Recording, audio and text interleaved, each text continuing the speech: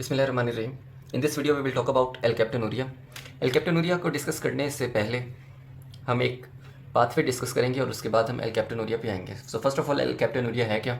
So this is presence of homogentisic acid in urine. अगर urine में homogentisic acid मौजूद है so this condition is called alkaptonuria. ये होगा क्यों? इसको हम पाथवे को डिस्कस कर लेते हैं। सबसे पहले तो फिनाइल एलेनिन की हाइड्रोक्सिलेशन होगी बाय फिनाइल एलेनिन हाइड्रोक्सिलेज और ये टायरोसिन में कन्वर्ट हो जाएगी।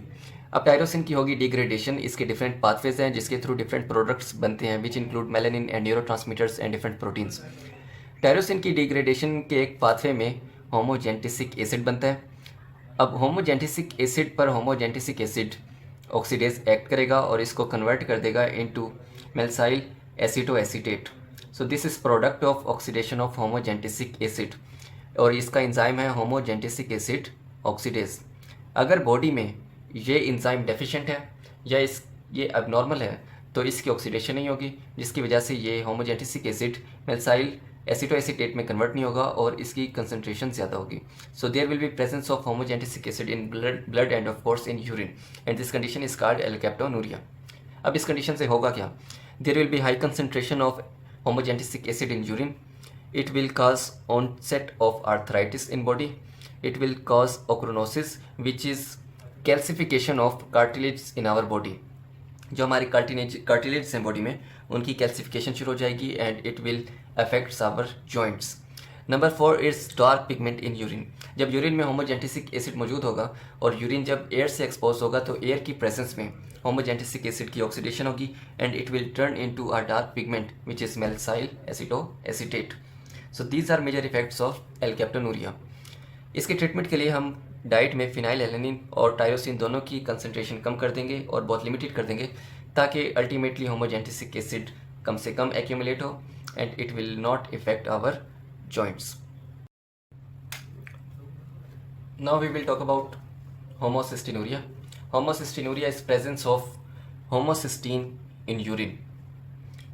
इसको भी हम स्टडी करने से पहले ये पाथवे डिस्कस कर लेते हैं। इस पाथवे में सबसे पहले मिथियोनिन की डीमेथाइलेशन होगी और होमोसिस्टीन प्रोड्यूस होगी।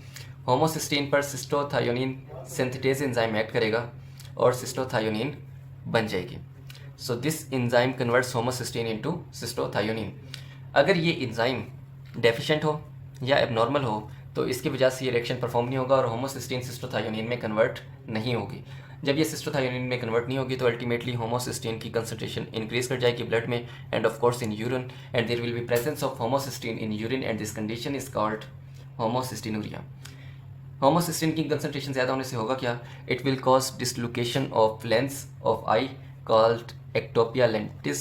Second, it cause skeletal anomalies in fetus. It cause intellectual disabilities and it will also increase risk of thrombus formation and will cause vascular diseases. It will increase risk of heart attack.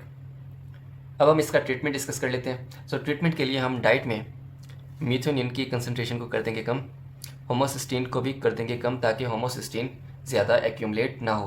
मिथोनिन को कम करने से homocysteine कम बनेगी और homocysteine itself कम होने से इसकी accumulation कम होगी।